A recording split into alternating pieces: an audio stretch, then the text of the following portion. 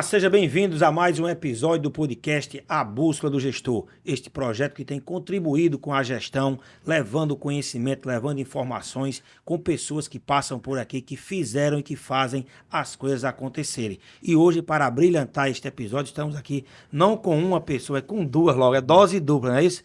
É o nosso amigo aqui, Vini de Oliveira, nome de cantor, não é isso? Não é o cantor, Não não é é o isso? cantor. E Carolina Candeia, que eu lembrei da música de Zeca Pagodinho, que é Encandeia, Encandeia. Eu sou muito fã dele, por sinal, porque ele é um cara assim, bem desenrolado, não é isso? E hoje, Espirituoso. espirituoso, gostei da colocação, tá? Bom, vamos bater um papo aqui hoje sobre, um pouco sobre esse momento que a gente vive, a parte do empreendedorismo, digital, social, são muitas coisas aqui para compartilhar, tá certo? Apesar de estar olhando para você, vou dar a vez para ela aqui, que é mulher, tá certo? Aí, acabamos de sair do mês da mulher, estamos gravando aqui em junho, né? Um mês aí, dia 2 de junho, não sei quando é que você está nos assistindo aí e ou nos ouvindo. Então, Caroline Candeia, quem é você aí, de onde você veio, o que você já fez na vida? Faz aí um breve relato aí, para quem está nos assistindo saber quem é você e o que você vê do mundo hoje, como é que você contribui hoje com o desenvolvimento aí do empreendedorismo. Eu sou Carolina Candeia, né? Eu nasci em São Paulo por acidente, meu pai médico, mas fui criada na região de Patos, então Alto Sertão.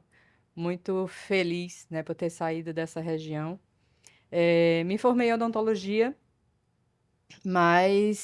e trabalhei dentro de assentamento sem terra por 12 anos, né? Na minha função de odontologia, eu acho que eu aprendi a empreender ali e a trabalhar com comunidade também ali.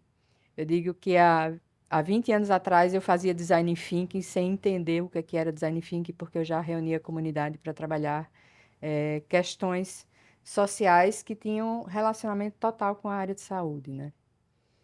De lá eu empreendi, comecei a entender que na gestão pública eu não tinha muita governabilidade sobre as coisas, então eu resolvi sair para empreender e migrei já umas 2 ou 3 vezes de carreira, né?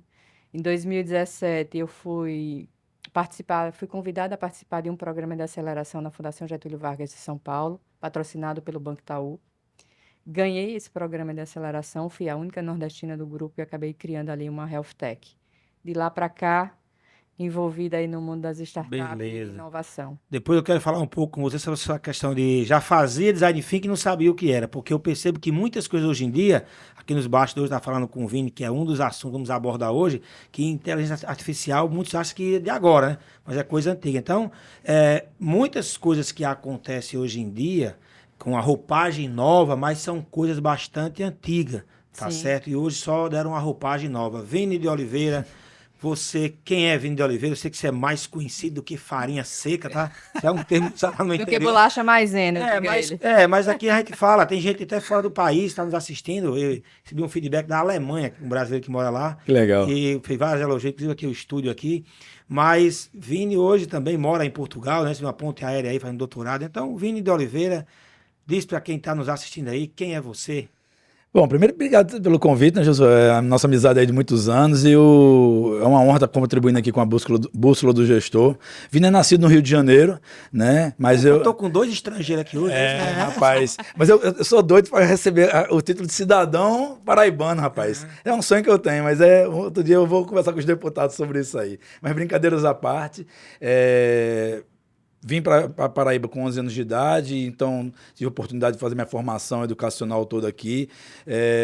Hoje eu vivo em Portugal e aqui no Brasil, porque lá eu estou fazendo meu doutorado na Universidade de Lisboa, Em quê? na área de modelagem de negócios para startups e pequenos negócios. Bacana. Então, meu foco é exatamente contribuir com o desenvolvimento de um modelo que ajude pequenos negócios a ter longevidade, né? Porque a gente sabe que a barreira da arrebentação dos empreendedores ali até os 3 anos, a mortalidade dos negócios é muito alta.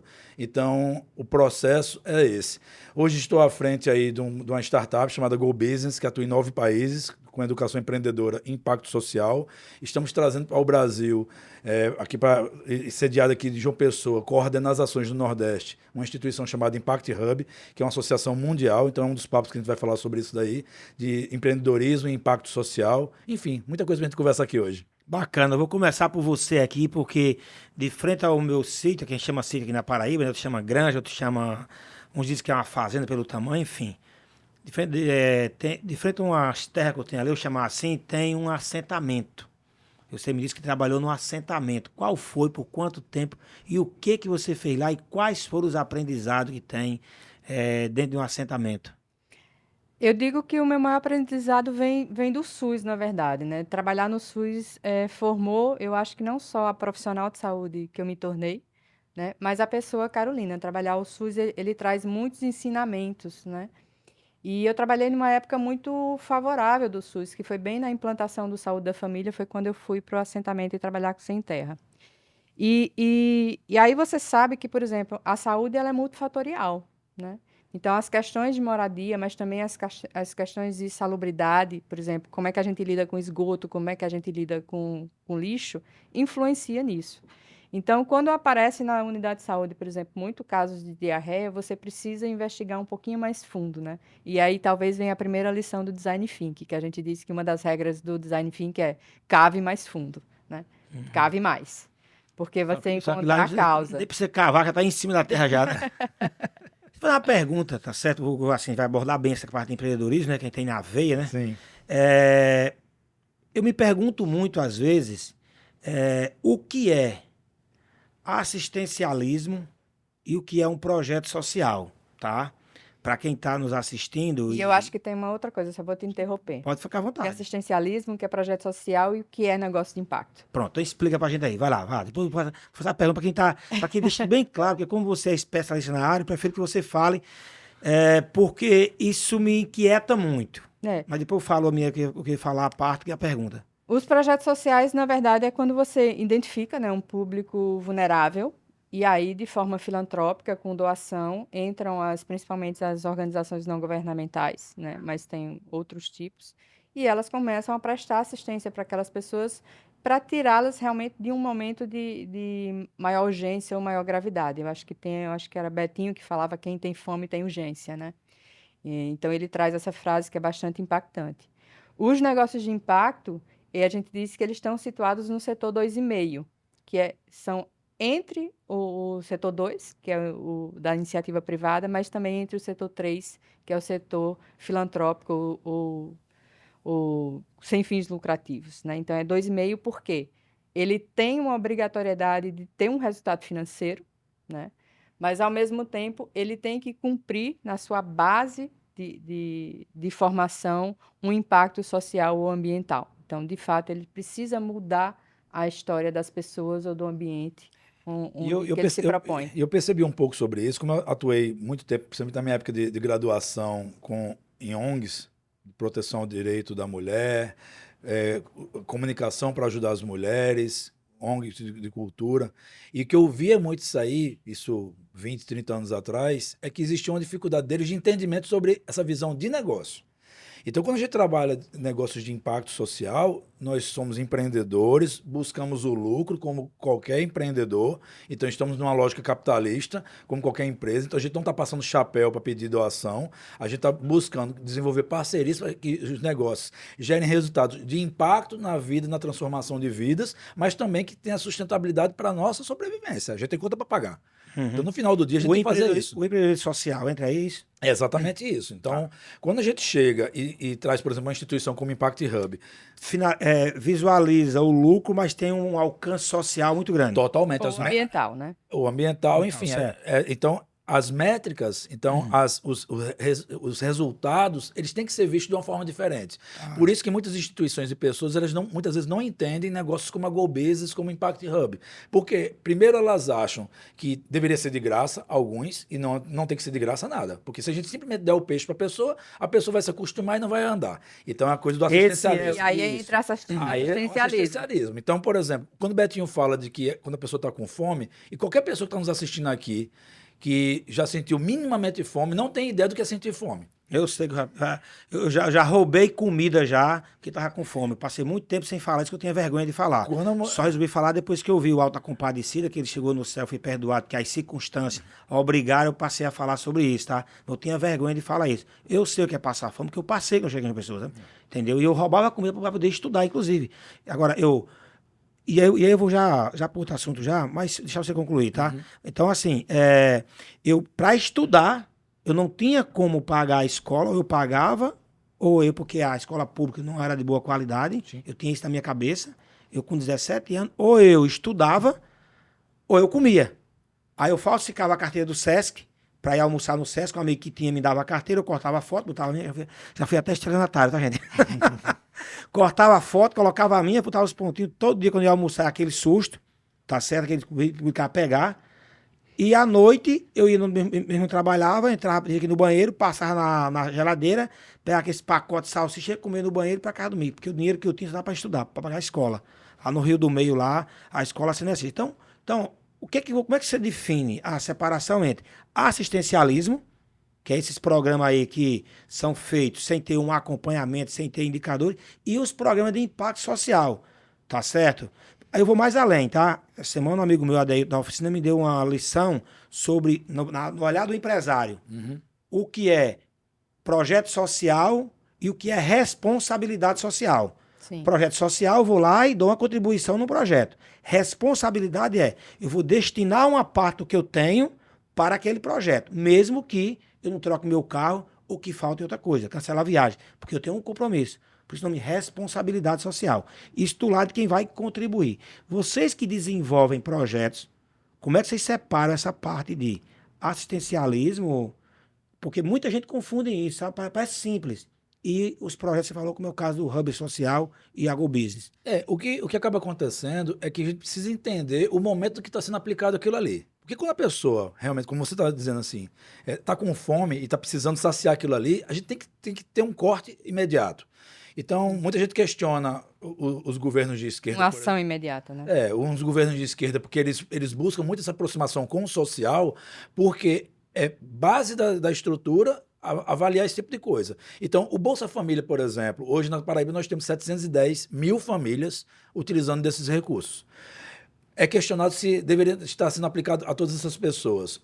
Depende, a gente precisa avaliar, precisa ter um acompanhamento. Aí é onde existe uma falha. Porque o SUS, por exemplo, é o maior sistema de apoio à saúde no planeta. O SUS ainda tem esse caráter. A gente sabe que se o Brasil hoje, nós temos dificuldade na saúde, mas seria muito pior se a gente não tivesse isso, se a gente tivesse uma saúde como em Portugal, como eu vivo, na Inglaterra, como eu já vivi, Estados Unidos. Então, a gente consegue, pelo menos, dar um apoio, talvez não seja o melhor possível, mas a gente precisa ter esse tipo de acompanhamento. Como eu venho de favela, como eu perdi meu pai com 8 anos de idade, assassinado numa briga de trânsito, e eu trabalho desde os 9, e eu tenho essa vivência de poder ter uma vivência de ter vindo dos dois lados, eu sei o que é sentir isso. Então, quando a gente chega para fazer um trabalho de impacto social, de chegar e pensar e estruturar, de repente com o governo, pegar os microcréditos que existem no Brasil todo, a gente chegar e não só simplesmente dar o dinheiro, mas ensinar essa pessoa a aplicar devidamente o dinheiro, isso é responsabilidade social. Isso é deixar de ser assistencialismo, porque, infelizmente, os governos muitas vezes usaram isso no passado como ferramentas de manobra para conquistar voto, mas se a gente chegar e aplica um recurso com aquela pessoa, acompanha ela, orienta, tem métrica para fazer uma avaliação inicial, uma avaliação final de como houve o desenvolvimento disso, ele vai ser muito grato a gente, porque a gente deu a ferramenta para ele se desenvolver. E traz dignidade para ele, né? Como Todos. dizia lá, acho que foi o cantor, meu Deus, que gravou a música com Luiz Gonzaga. É dele essa frase, eu acho, é Luiz Gonzaga, diz o seguinte, que a esmola ao homem que é sano, é isso? Ou lhe Sim. mata de vergonha ou Verdade, vicia já o cidadão. escutei. Eu estou aqui hoje graças a um projeto social. O governo Buriti, na época, forneceu um dinheiro para comprar silos para guardar milho no interior, porque no interior você não tem geladeira, então você guardava os mantimentos, alimentos em silos, em alguns ambientes. Daí nasceu carne seca, doce, essas coisas, mas isso é outra história, para poder durar mais, né? Não tinha geladeira. O que acontece? Eu já tinha... Era para comprar silos e plantar inhame. Eu já tinha um inhame, peguei o dinheiro e comprei um garrote, um bezerro. Esse bezerro cresceu e quando eu vim para João Pessoa, eu vendi já um garrote e comprei um fiteiro. Bom, então eu não sou contra os projetos sociais.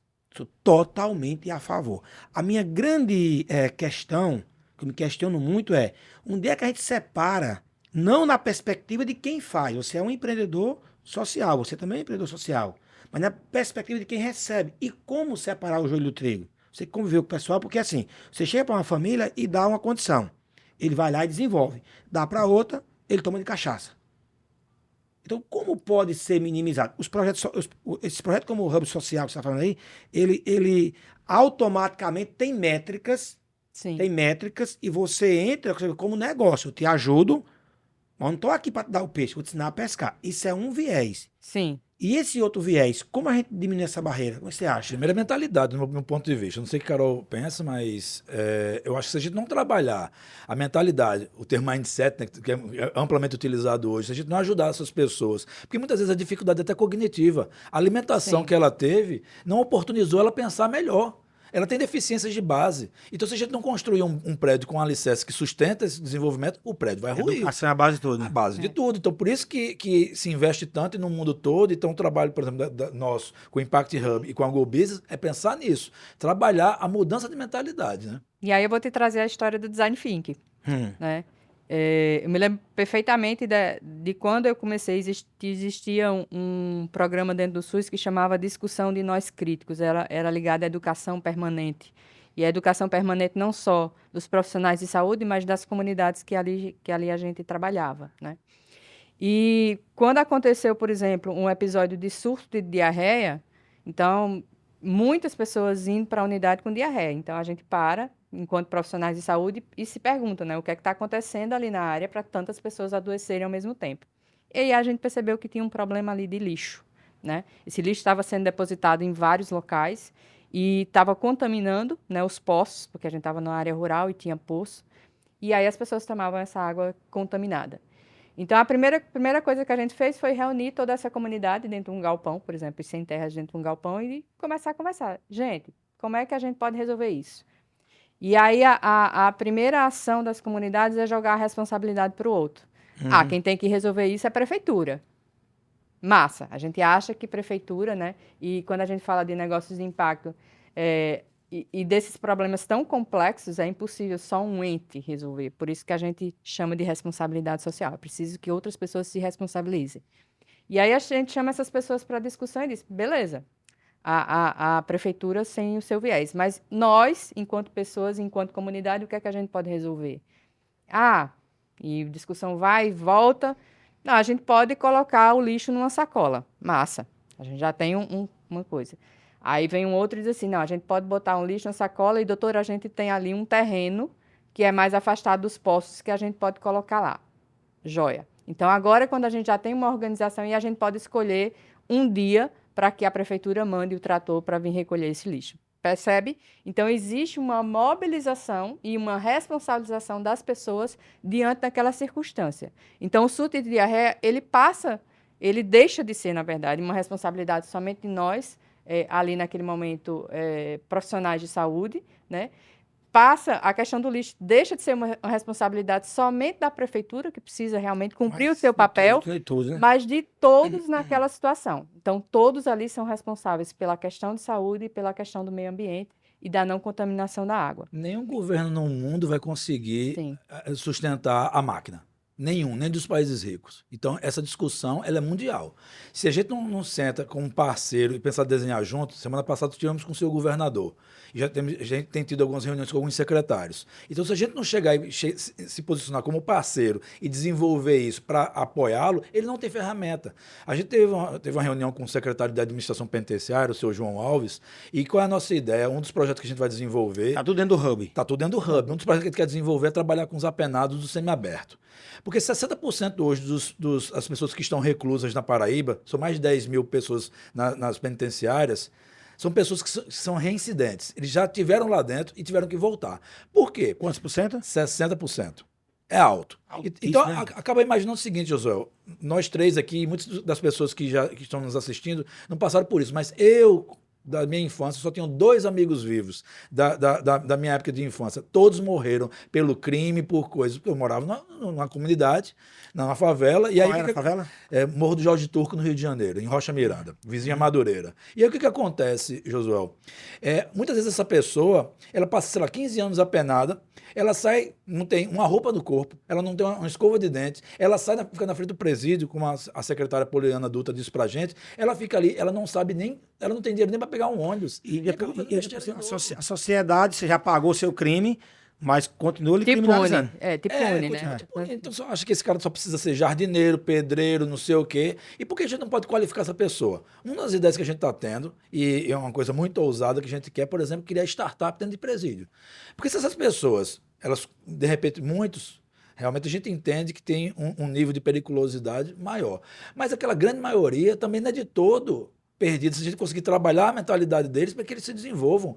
Hoje, dentro do presídio da Paraíba, são desenvolvidos um telescópio, que é um dos mais profissionais que existe hoje no planeta. É desenvolvido dentro de presídio aqui, por E com exemplo. uma peça única, que inclusive foi patenteada, né? Que foi feita a partir de raio de bicicleta, você acredite ou Que não. bacana, rapaz. Então tem muitas coisas e eles não conseguem vender isso. Então a gente quer desenvolver, por exemplo, um marketplace para que a gente consiga pegar esses produtos, ajuda eles a vender e de repente reverter essa renda para a administração penitenciária e para o pessoal. E para as famílias, né? E para as Que ficam famílias. também. Ideia muito bacana, muito inovadora. Parabéns, gente. Eu acho que é de iniciativas assim que nós estamos precisando para dar um salto aí qualitativo aí na sociedade como um todo, sabe? Esses propósitos, porque você, como você está dizendo, é uma pessoa que sabe, sentiu na pele, por isso que eu sempre digo, né? Que só passa quem já amassou barro e não que vive no carpete.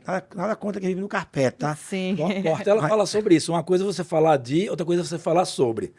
Quando você fala sobre, é porque você tem um conhecimento superficial daquilo. Agora, quando você fala de, é porque você participou daquilo. Eu não posso falar de mulheres, porque eu não sou mulher. Por mais que eu me aproxime e tento entender, eu não sei o que uma mulher passa. Carolina pode. Agora, por mais, por exemplo, eu como pai, eu tenho uma educação muito próxima do meu filho, morei um ano com o Davi lá em Portugal, vivendo só eu e ele lá, tenho uma vivência de pai solo, mas mesmo assim eu não sei o que uma mulher passa. Eu pude me aproximar o máximo possível. No máximo que eu posso falar é sobre aquilo. Então isso é um conceito muito tênue, mas muito importante. E assim, quem sabe andar de bicicleta, quem sabe nadar, consegue desaprender. No empreendedorismo é que Mas tem de empreendedor de palco, né, hoje em dia. Mas você consegue aprender a andar de bicicleta no PowerPoint?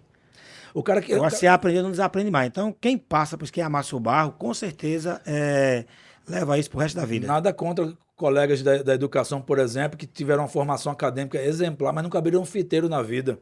Isso aí não desmerece nada. Jogo é jogo, treino é treino. É outra coisa, meu amigo. Depois, quando você desce pro play e vai brincar. Mapa não é território. É outro game. Então, por mais que a gente.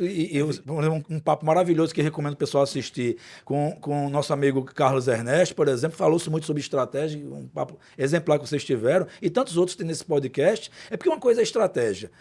Beleza, no campo do PowerPoint, no campo do Excel, a gente consegue modelar tudo. Agora, quando você vai para a prática e vai executar, é outra história. Sim. Se manual valesse a pena, você fazia o curso, pegava o manual, todo mundo dava certo. Se não tiver ali apitadinho, não tiver aquilo de quem sabe realmente fazer. E, como eu sempre digo, né, os aprendizados que você teve, ele influencia no seu dia a dia. Você, quando lança agora um curso, quando você vai agora propor uma startup, não é uma ideia que cai da sua cabeça hoje. Está pegando toda a sua experiência de vocês aí, que vocês vêm fazendo ao longo do tempo, para chegar a esse modelo. Para chegar a algo que eu acho que vocês conhecem muito bem, aquele livro Roubo como Artista, né? Então você pega um pouquinho de cada canto e empreender hoje é isso. Até porque a gente tem até uma brincadeira que a gente compra 10 ideias por R$1, né? Porque... E a execução por quanto? Aí porque é muito fácil propor ideias. Agora, você chegar ao dia 1 do negócio funcionando, negão, é muita trajetória para você chegar lá. Tem que andar muito. E aí tem uma brincadeira que fazem comigo, que eu parei a odontologia há mais de 15 anos, né? Aí disse, Carol, você não vai voltar a atender. Eu disse, meu diploma tá lá, não rasguei, né? Se tudo der errado, eu vou odontologia? Não pode ser assim, não. Não, mas eu tô dizendo que tudo que eu aprendi, então, por exemplo, quando eu trago essa experiência, né, das comunidades na época que eu atendia lá dentro do SUS, né?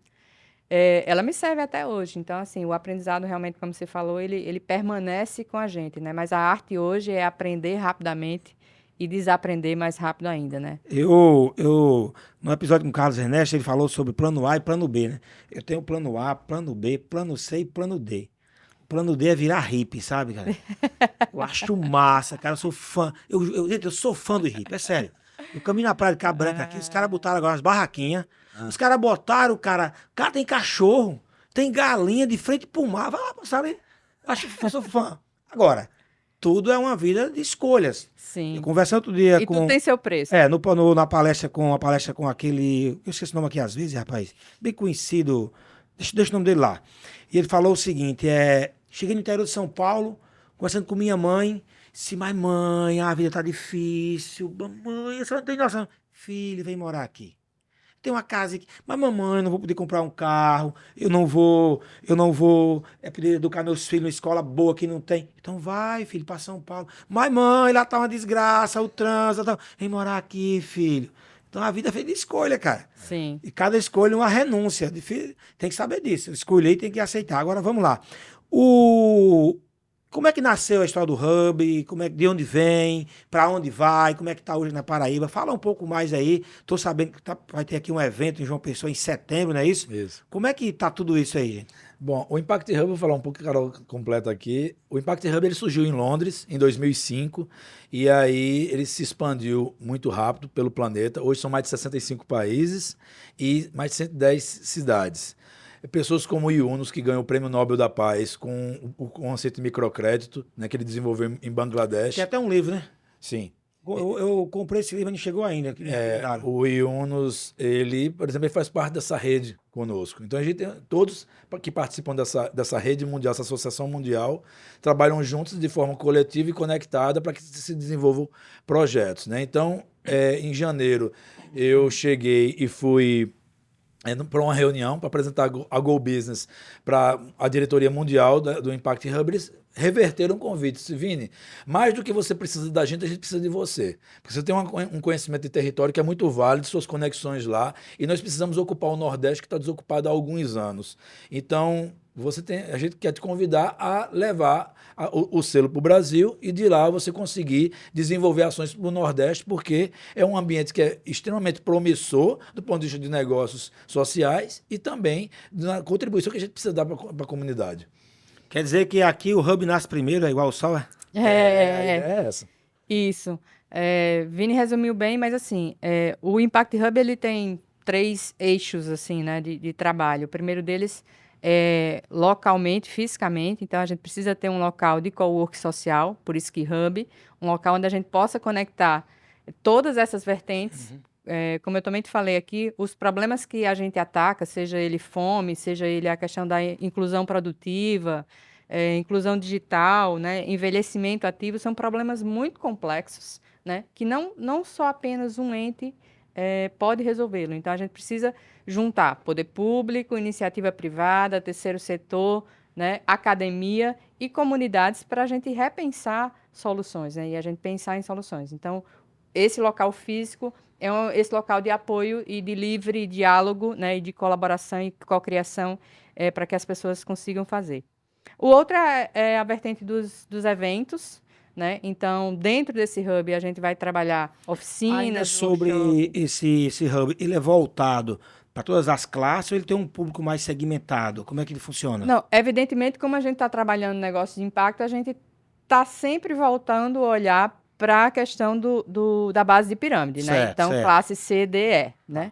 Dando a oportunidade, até porque essas pessoas não têm condição de Sim. chegar a alugar uma PA, não sei se em hub chama, em Caoco chama PA também, estação de trabalho.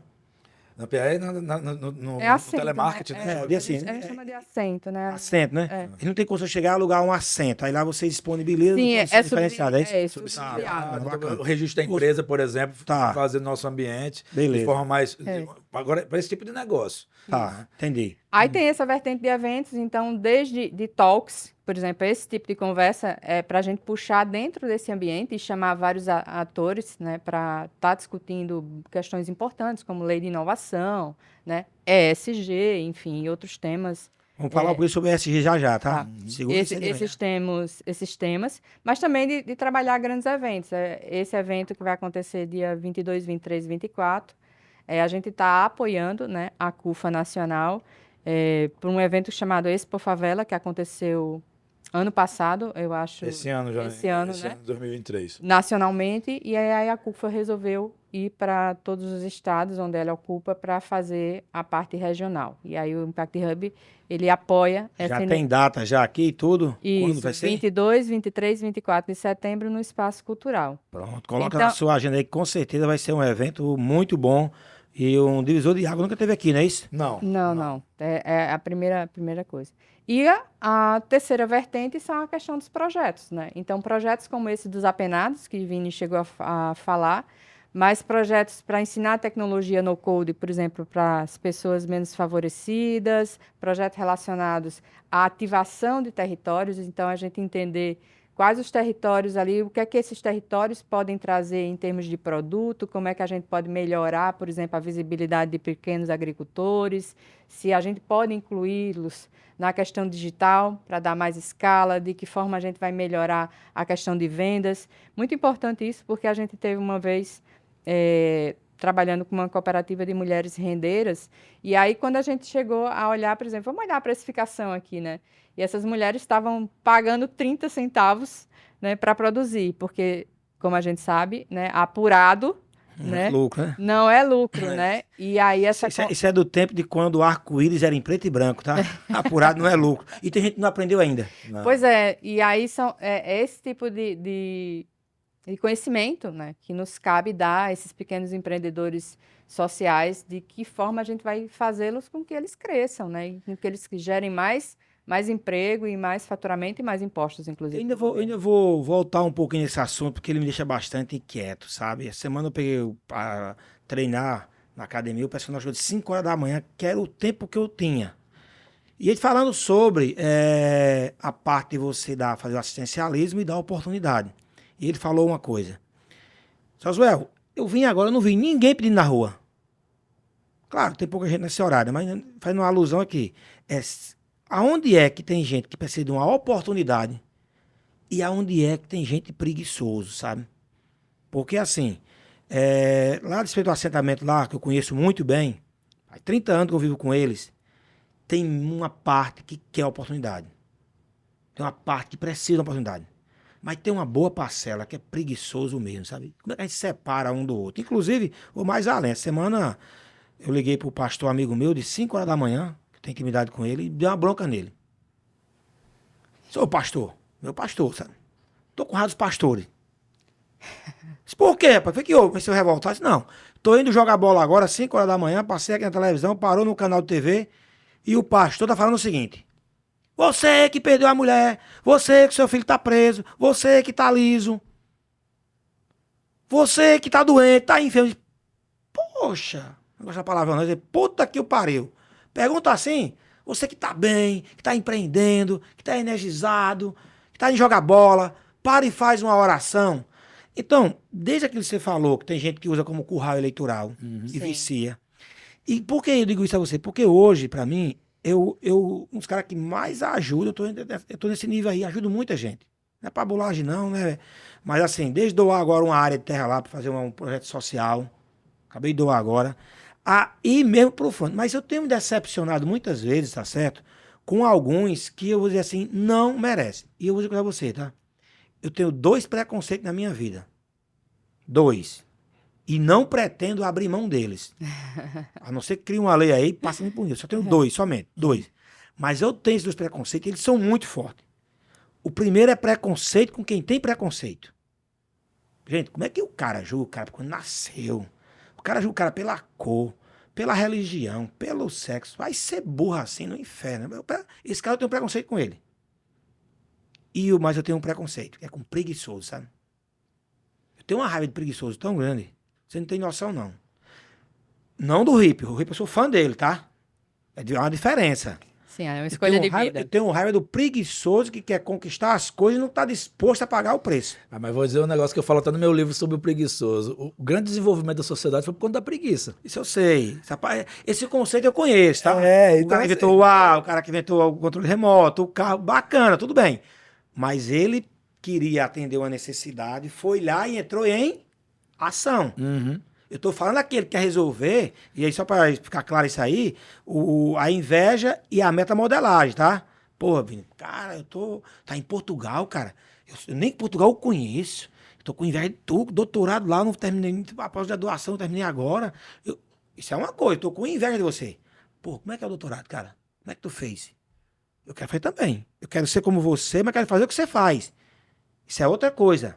Sim. Tá certo? Então, o preguiçoso que eu tenho preconceito é aquele que não está disposto a pagar o preço, mas quer o que você tem. Conhece alguém assim? O grande ponto nisso aí, Josué, e a gente vai encontrar isso em qualquer lugar na sociedade. Sim. Se eu perguntar para você agora, Quantos dos seus colaboradores, e você tem várias empresas, quantos intraempreendem? Eu tenho uma boa parte.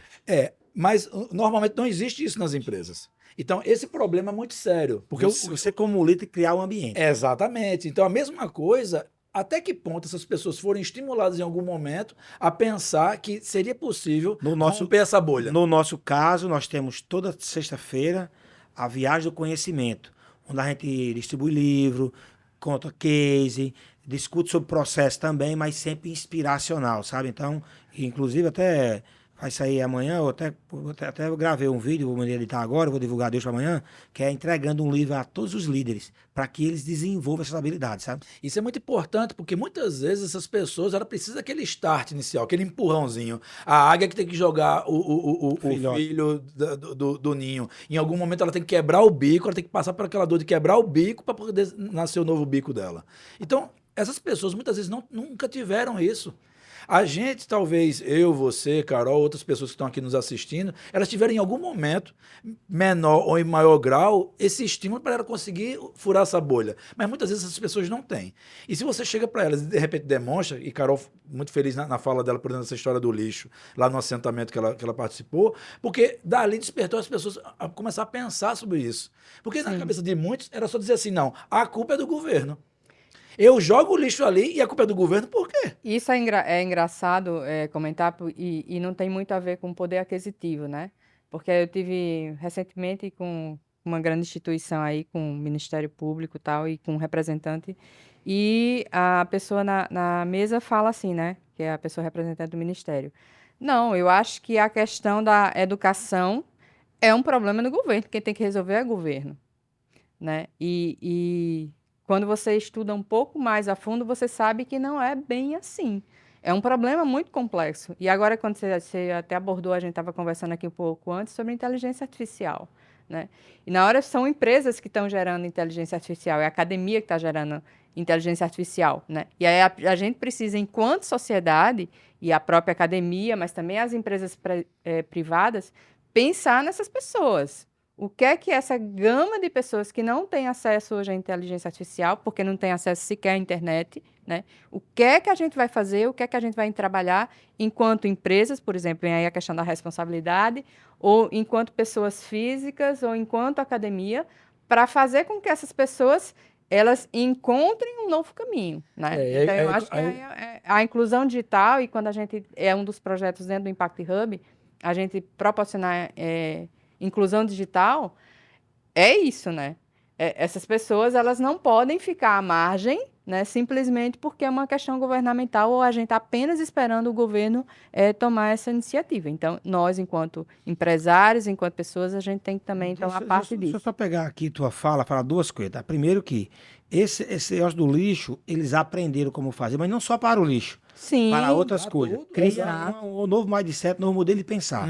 Tá? Por esse design think, né? Exatamente. Segunda coisa, antes de passar para você, Vini, aí, eu comparo hoje, igual já que você falou a questão dos presídios aqui, e aí eu venho da educação, tá certo? E vendo o que eu faço hoje para terminar de formar os meus profissionais lá, eu comparo, cada um no seu quadrado, um presídio como uma faculdade, tá? E essa semelhança foi tão grande que foi uma palestra essa semana, e quando eu fui entrando, parece que estava no presídio mesmo, porque tudo pichado, tudo bagunçado. Mas isso aqui quieto, tá? Tanto é que é grade curricular, né? Mais uma semelhança, tá? Exato, E tem um muro alto, como disse outro palestrante do dia, tem um muro alto e botou tudo na forma, né? Então as semelhanças acabaram aumentando. Mas eu quero falar mais da questão da ideia, não, mas do propósito e da realidade. Para que criaram o presídio? Para acessar o direito da pessoa de ir e vir, para que ela possa se ressocializar. É isso? Sim. Um dos conceitos seria esse. Seria isso aí, não é isso? Outro, isolar as pessoas que têm um comportamento comum e ali excluir aquelas pessoas do convívio com os outros. Como foi com a Covid. A gente usava máscara, lavava a mão e tentava não transmitir aquilo ali. Então, reclui todo mundo, tranca todo mundo dentro de casa. Então, o presídio foi feito com essa finalidade. Você comete alguma coisa, você entra, você vai pagar para você sair melhor. Como é que tá os presídios no Brasil, não conheço no mundo? Como é que eles funcionam, hein? O cara entra, estagiário a bandido, muitas vezes, E lá dentro ele faz uma formação Sim. e sai pior do que entrou. Passa 24 horas em educação continuada. Continuado, essa é boa. Lifelong learning. Assim mesmo, e agora para a faculdade, tá? A faculdade, qual é a finalidade dela? Formar o profissional para o mercado. Você fala em odontologia. Sim. Quem sai de uma faculdade de odontologia está realmente pronto a exercer a função? Ou vai aprender quando... Vai aprender... Vai ser na chibata. Odontologia é mais técnico. É muito técnico. Não serve muito como exemplo que quero usar. É. Eu vou pegar os cursos mais de administração, marketing, direito. A faculdade ensina realmente, ela é só uma base para que você, quando for para o mercado, e aí vem aquela questão hoje do aluno não estudar para fazer uma prova, mas para aprender, mas existe um abismo muito grande entre a faculdade e o mercado. Ou você hoje abriria uma empresa e entregaria na mão de um recém-formado de administração, Vini? A situação, o problema é bem mais amplo ainda do que isso. Porque o que acontece? Academicamente está sendo discutido os conceitos do pós-capitalismo. E um dos conceitos do pós-capitalismo é a renda mínima mundial. O que seria isso? Os que têm capacidade produtiva vão trabalhar para manter os que não têm. Um Bolsa Família Mundial. Por quê? Nós vamos encontrar, nas próximas gerações aí, pessoas que vão estar qualificadas. Exemplo, o Brasil hoje é o lugar do mundo onde tem mais advogados. Mais do que na China, por exemplo. Então não existe espaço para tantos advogados como existe no Brasil. Só na OAB são mais de 1.200.000. Então o que acontece? Vai começar a bater cabeça as pessoas e as oportunidades de... Dar um crachá, só advogado, né? E nós vamos ter pessoas se batendo, não conseguindo, qualificadas e não se batendo. E sem ter oportunidade. Então a gente vai ter que começar a manter essas pessoas. E aí não vai adiantar levantar mais e mais muros e mais presídios, porque essa dificuldade vai ser muito grande. Então hoje a gente ensina as pessoas a pensarem, para fazer a pergunta certa para o ChatGPT, ou então cada vez mais ela vai estar à margem da sociedade. Porque se a gente chega hoje em qualquer lugar para fazer um pagamento com nossos cartões touchless, quer dizer que só contato, você bota ali, muitas vezes você não lembra mais nem a sua senha, porque você atrofiou seu cérebro e deixou de pensar mais uma coisa, como a gente não sabe mais o telefone de ninguém. Eu acho que aí tem outras vertentes que é preciso a gente pensar, né? A primeira é a forma de aprendizagem. Cada pessoa ela aprende de uma forma diferente. E hoje, no ensino tradicional, o que você vê é um único método para todo mundo. E às vezes não funciona. Essa é uma questão, né? O outro é que, por exemplo, na geração dos meus pais, a pessoa vivia muito menos. Então, eu tinha uma profissão e essa profissão eu exercia para o resto da minha vida, né? Hoje, há alguns anos atrás, o brasileiro que vai viver 150 anos já nasceu há uns 2 anos atrás. Então, você imagina que você concluiu a faculdade, como eu concluí aos 21 anos, eu entrei na universidade com 17. Então, assim, aos 21 anos, escolher uma profissão e eu fazer isso por mais 130 anos. Então, é impossível, né? Então, você fazer isso. Então, a gente vai migrar de área, as pessoas vão migrar de área diversas vezes. E, por último, né, que existem profissões, né, que elas vão existir daqui a 10 anos e que, de fato, elas sequer existem hoje. Elas não foram criadas ainda. Desaparecer, né? E outras vão desaparecer, né? Então, essa questão que eu estava brincando com você, né, de aprender e desaprender muito rapidamente, essa é uma teoria que a gente vai ter que viver com ela hoje, né? Então, assim, você vai ter sempre que aprender algo e desaprender um pouco, né, de deixar aquilo que você aprendeu para trás, mas entender que existem novas formas de se fazer exatamente aquilo que você fazia antes. Às vezes com tecnologia, às vezes abrindo a mente, né, abrindo o pré-conceito, né, não desse eu tenho um conceito hoje, eu vou aplicá-lo para o resto da minha vida porque é assim que eu faço. Isso, por exemplo, no ambiente da inovação, quando a gente traz isso para esse ambiente de inovação, que a gente diz assim, o que é que acontece com as empresas que não estão inovando? Porque elas já fazem de um jeito e elas acham que vão fazer daquele jeito o resto da vida e que o resto da vida vai dar certo. Só que aí surge nesse cenário inteligência artificial, surge startups, surge pessoas pensando de outra forma, o mercado consumindo de outra forma. E se essas empresas elas não acordam hoje para a questão da inovação, certamente elas vão ficar para trás. né? Já estão para trás. Quem não está pensando em inovação hoje já está para trás. O famoso GPT que veio aí para dar um up aí, todo mundo sabe que você estava falando, Vini, que já existe desde 50, é isso? A década de 50, é isso? Sim. Inteligência artificial, gaguejando hoje aqui, e agora que está se disseminando com uma velocidade absurda. Hoje, quem está vivendo hoje aí acima de 40 anos, 50 anos, 60 anos, viveu para ver duas coisas, né? A internet transformar as vidas numa velocidade muito grande e passou também por uma pandemia que também acelerou esse processo mais ainda. Então, o que é realmente o GPT? Porque, por incrível que pareça, eu acho que hoje só 20% sabe o que é. Usar, eu acho só 5%. Mas o que é? Você que é um cara de tecnologia aí, aliás, né? Esse conceito de tecnologia é muito errado, né? Muita gente não sabe o que é tecnologia. Tecnologia é tudo o que se fez. Tá certo? O asfalto, a caneta, a parede, a porta, o vaso sanitário, tudo é tecnologia, né? A gente se acostuma. O pessoal acha que tecnologia é só o último iPhone que vai sair, né? É como inovação, né? Que todo mundo acha que inovação só tem a ver com código, né? Inovação eu posso inovar em processo, eu posso inovar em pessoas, eu posso inovar numa mentalidade. Em muitos, então, existem esses conceitos. Mas o GPT, de maneira assim que todos que estão aqui nos assistindo aqui possam compreender o que está fazendo e qual é o futuro do GPT. Inteligência artificial é um bebê. Começa por aí. Então, é um bebê que ele passa por um aprendizado. Então, a forma como você educa o bebê, ele vai responder a você. Então, se você educa o bebê bem, ele vai te responder bem. Se você educar o bebê mal, ele vai te responder mal. A inteligência artificial é um software que faz exatamente a conexão de informações que ele foi aprendendo, que foi oferecido para ele. O ChatGPT, e ele está hoje na versão 4, a versão mais atualizada, ele é uma linguagem generativa, então ela vai aprendendo e ela tem uma base de dados gigantesca, onde ele vai lá e assume e se conversa com aquilo. Outras já estão passando para o aprendizado em tempo real. O ChatGPT está em 2021. Então, se você perguntar para ele como é que foi a quebra... Em 2021 ele pega tudo que foi... Tudo para trás. Para trás. Para trás. Então, se você perguntar para ele sobre a quebra da loja americana, ele não sabe. Ele não sabe. Sim. Problema da Renner, problema da Marisa, ele não sabe sobre isso, porque não aconteceu em 2021. Né? Então, esse é um primeiro ponto. O grande fato de você começar a disseminar de forma tão ampla hoje em dia é porque antes você tem que codificar, você tem que escrever linhas de código para poder conversar com as inteligências artificiais. E aí, a partir de agora, ele criou uma linha onde você escreve, dá enter, ele te responde. Então, isso de você poder conversar, e o que a gente chama de prompt, foi o grande boom da facilitação.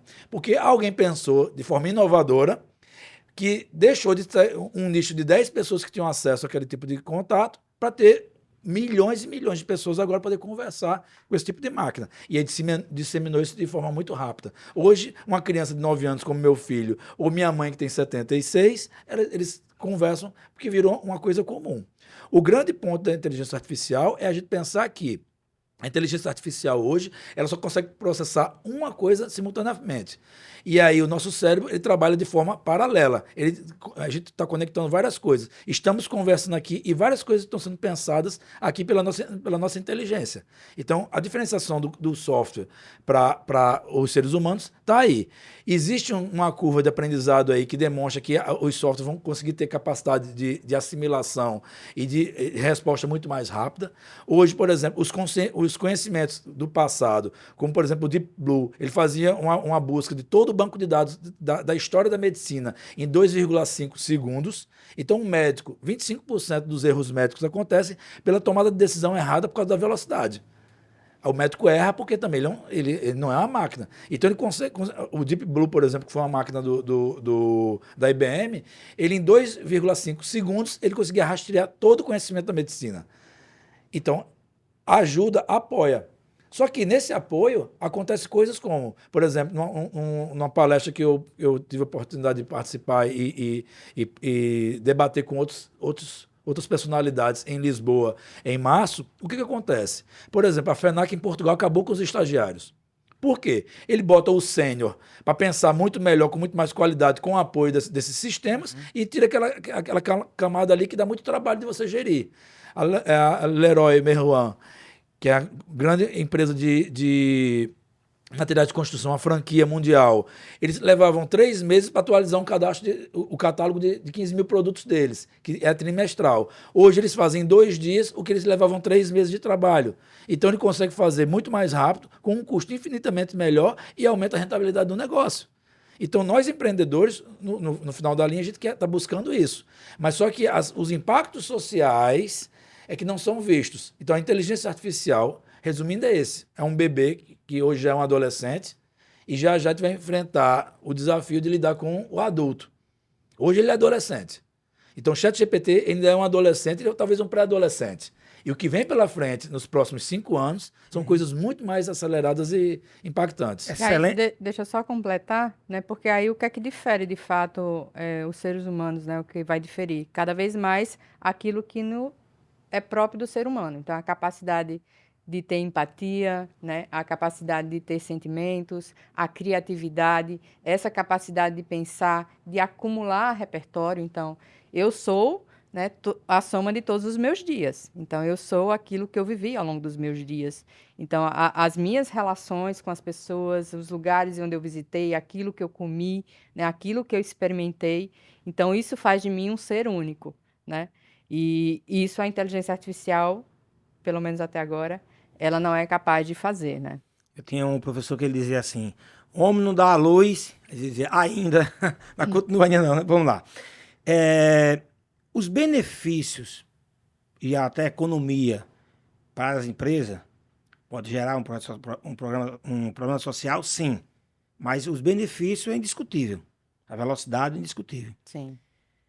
O que eu tenho pensado muito a respeito é sobre o impacto que vai ter na educação de quem está chegando agora pela capacidade de não ter que pensar. Quando eu aprendi sobre ilha, era assim, uma ilha é um ambiente onde em volta tem água. Aquilo ficava gravado. Hoje você mostra uma ilha, daqui a pouco mostra outra coisa, acaba não vai gravar. Tanto que hoje em dia, se você pergunta, você perdeu a capacidade de lembrar do telefone. Uhum. Como você falou, todos nós perdemos. O dia perguntaram no meu telefone, eu disse, eu não sei. Mas como você sabe o telefone? Eu não ligo para mim? Brincadeira à parte, tá? Então, vocês conseguem identificar, ou tem pensado sobre isso também, quais são os malefícios que isso vai causar para o computador? Você tem a memória periférica, a memória periférica e a memória física, não é isso? Que armazena... Isso. Então, o cérebro também é assim. Sim. Então, como é que vai ser essa geração que está chegando, está estudando? Por exemplo, um trabalho. Eu pesquisava, eu escrevia, errava. Agora... Barça, enciclopédia. Isso. Almanac Abril. Não, também sou desse tempo, não, tá? Eu não vou lembrar o nome da professora, mas eu vou dizer Sou daí não, sou do Uber pra cá, tá do Uber, né? Eu vou dizer a fala de uma professora que eu li um perfil que eu sigo no Instagram que chama O Futuro das Coisas, né? E aí, quando ela foi perguntada sobre isso, ela diz assim, o professor agora ele vai ter que entender que ele vai ter que usar o GPT como ferramenta para impulsionar os alunos. Então, de novo, a gente cai no mesmo lugar. A forma como eu pergunto, a forma como eu uso a ferramenta, né? O que não dá é simplesmente isolar. Então, assim, meus alunos eles não vão ter acesso ao GPT. Isso não dá para fazer, porque todos têm acesso ao GPT, né? Mas de que forma eu, enquanto mestre, eu, enquanto professor, vou usar aquela ferramenta a favor dos meus alunos? E eu vou fazer com que os meus alunos exerçam a questão da capacidade de pensar. O subtítulo do meu livro é exatamente esse. O mundo não gira ao contrário. Não tem como a gente lutar com isso. Não, olha só. Eu sou totalmente consciente. Eu tô no andar de baixo ainda, sabe? Tô no andar mais embaixo. Por exemplo, eu fui criado, tá certo? Lá no interior, de uma cidade do interior, que meu pai olhava a gente assim, ó, entendia tudo. Sim. Tudo. Graças a Deus, meus filhos eu consigo criar num regime muito bom, não tenho problema com eles. Tá certo? Graças a Deus. Ele respeita ainda pai, mãe, mais velho, sabe que professor é respeitado, e ai Deus respeitar. E eu não negocio isso aí, tá? E nunca batem neles. Eu dei uma tapa na minha filha uma vez, até hoje ela fala, sabe? Ela deu uma tapa na minha cara, peguei a mão dela, dei uma lapada que ela nunca mais fez, sabe? Bem pequenininha ainda, sabe? É 2 coisas que ela fala. Uma foi essa e a outra foi um Beirute. Pedi um Beirute, fui pegar um pedaço, não pegue não. Disse, tá bom. Ok. Aí lembrei da minha avó, que botou um cuscuz na mesa e meu tio disse assim, é pouco. Tava cheio de trabalhadores, disse, tá bom. Faz o trabalhador, ele comeu todinho o cuscuz. Quando terminou, ele deu uma pisa ainda, sabe? Ah, é ignorância. Pra quem diga aí, os de plantão, não vou entrar, faz juízo de valor. Mas a minha eu fiz ela comer o beiruto todinho. Até hoje ela fala isso, até hoje, mas aprendeu a lição. Eu tive uma dessa também com meu avô. E não me odeia por isso, tá? Então, assim, minha filha, meu pai criou assim. Minha filha olha assim pra ela, o que foi, pai? Aí diz, aí eu vou digo, né? Aí ela fala alguma coisa. Aí quando eu falo, tá bom, parou. É quando não tem mais argumento para ignorância. Ela pode falar isso pra mim. Entendeu?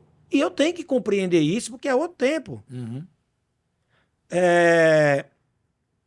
Hoje, você vê hoje, essa juventude hoje, aonde nós fizemos isso, né? Muitos aí, pegar o telefone, chegar no restaurante, tá aqui o telefone.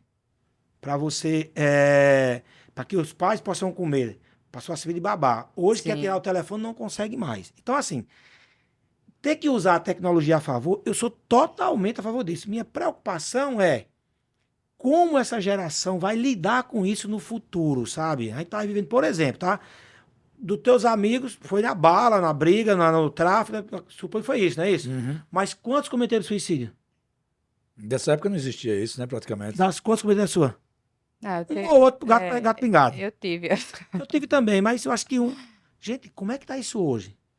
Então a gente tá vivendo uma sociedade E aí aonde? tem até um dado, né, em que essa geração, quando eles fazem a questão do QI, né, essa geração é a primeira geração que não tem o QI superior com a geração anterior, né?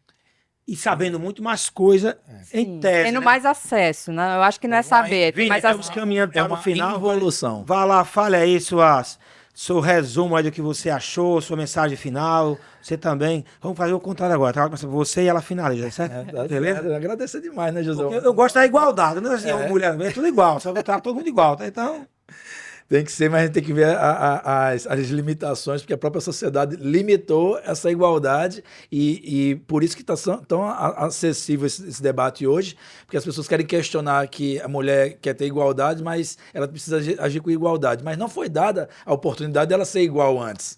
Então, hoje em dia, nós temos que sim valorizar as mulheres, até para que consigam chegar no mesmo patamar, né? Com muita luta de todos nós para que gere esse espaço. Mas enfim, isso é um outro papo. Agradecer demais, né, Josué? A oportunidade de estar aqui com você. O projeto está incrível e estarei muito feliz de qualquer vez que você precisar que eu volte aqui para contribuir, porque realmente papos como esse a gente passaria horas aqui agora conversando. E espero que quem estiver conosco aqui nos assistindo também tenha guardado uma sementinha que possa aplicar no seu dia a dia. vamos fazer depois um doutorado disso aqui, tá? Falando de vários assuntos, vamos falar depois de um assunto específico depois, mas eu volto para fazer uma pergunta ainda, a pergunta final, que é, o que é que você sabe hoje? Se você soubesse aí há um tempo atrás, 10, 15, 20, aí o tempo é você que diz, que você teria feito algo diferente ou que você possa passar para as pessoas como aprendizado final, tá? E você? Eu também quero agradecer pelo convite, né? Muito feliz de estar aqui com você e com todo mundo aí que está nos assistindo. Dizer que essas questões de impacto, elas precisam ser pensadas, né? Então, eu chamo as pessoas a pensarem um pouco sobre essa responsabilidade social e ambiental que a gente tem com as outras pessoas, mas também com o nosso planeta. E é isso, venham conhecer todos o Impact Hub, né? Essa associação que chega aqui a Paraíba, chega aqui a João Pessoa, mas também chega ao Nordeste. E a gente quer realmente transformar vidas. Bacana. E aí, o que você sabe hoje sobre essa 20 anos atrás teria sido melhor a sua vida? Empreender. Mais cedo? Mais cedo, com certeza. Se alguém tivesse me alertado essas possibilidades, por exemplo, 20 anos atrás eu estava na minha graduação, não já tinha terminado a graduação, mas eu nunca ouvi falar sobre isso. Eu empreendia dentro da universidade, mas eu não conhecia, e aí eu aprendi isso quando morei na África, trabalhando pelo Odebrecht, quando eles começaram, me despertaram, me deram a oportunidade de pensar de forma diferente dentro de uma empresa, onde tudo que eu olhava, dentro que eu geria, que eu organizava, eu tinha que tratar aquilo ali como uma empresa. E aquilo ali abriu. Então, aquele momento ali, para mim, foi uma grande escola e mudou totalmente a minha vida. Então, o empreendedorismo, por isso que meu propósito de vida hoje é transformar vidas a partir do empreendedorismo e da educação. Empreender muda tudo, né? Total. Eu vou deixar algo mais conceitual, né? Eu quero que as pessoas entendam hoje eu não controlaria tanto, eu não me esforçaria tanto para controlar tudo, né? Existem coisas que a gente não consegue controlar, Não me né? esforçaria tanto para Para controlar contra tudo. tudo, Bacana. né? Eu passei muito tempo querendo ou achando, né, que a gente tem Ah, controle Fran, sobre não se tudo. esforce, porque não se esforce. Eu não me esforçaria tanto para controlar tudo, né? Existem coisas que não estão no nosso controle, né? E que a gente tem que entender. Até falei ontem isso com o Vini. Eu tive esse insight quando eu fui a Machu Picchu, né? E subir na Machu Picchu, o ar é rarefeito e você não está cansado, mas você não consegue subir tanto porque o ar não chega, né? E era preciso parar e eu fiquei um tempão ali resistindo porque eu queria continuar, mas o pulmão e a respiração não chegava. E aí chegou um determinado ponto que eu resolvi admirar a paisagem. E aí, cada vez que eu parava, eu olhava o meu entorno e eu percebia sempre um novo ângulo, uma nova beleza, uma nova paisagem. Então, quando eu deixei de querer controlar tudo, a vida começou a fluir. Então, é isso. Mensagem muito bacana, duas mensagens bacanas. A vida, ela não é um linear, né? Não. Ela é de altos e baixos. Compare com o ecocardiograma, né? Quando ela está linear, o que aconteceu? Morreu. Morreu. Então, os altos e baixos é o que tem prazer na vida. E aí, cabe a nós aprender a tirar de cada momento, cada situação, o melhor que tem e tirar o aprendizado e seguir em frente. Eu tenho dito e repito que eu pauto a minha vida como um GPS. O GPS, ele não diz assim, você errou a rua, você é burro, você é um idiota. O que ele faz? Tem um acontecimento, você errou a rua, automaticamente ele reprograma e te manda você no melhor caminho. Vamos corrigir sua rota. Vamos corrigir sua rota. Daí por isso que eu sempre digo que eu não erro, tá certo? Porque naquele momento, com a capacidade cognitiva que eu tinha, que eu pude avaliar, eu tomei a melhor decisão. Com o aprendizado, tomaria diferente, porque alguém acha que eu sou egoísta, que eu falo isso às vezes. Não, não é isso. É porque naquele momento, o que eu sabia, minha história de vida, minhas crenças, e achando que era o melhor, fiz o que eu podia. Se não deu certo agora, sigo em frente. Eu acho que isso é a mensagem que eu deixo da nossa conversa aqui hoje também. Quero agradecer demais, Vini, foi um prazer aqui rever você.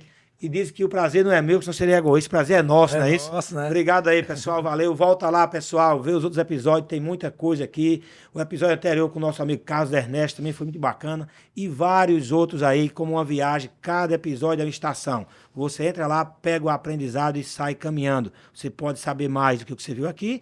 E aí você compara e vê que você está bem. Ou você pode aprender conosco. Seja lá o que aconteceu, valeu a pena. Forte abraço.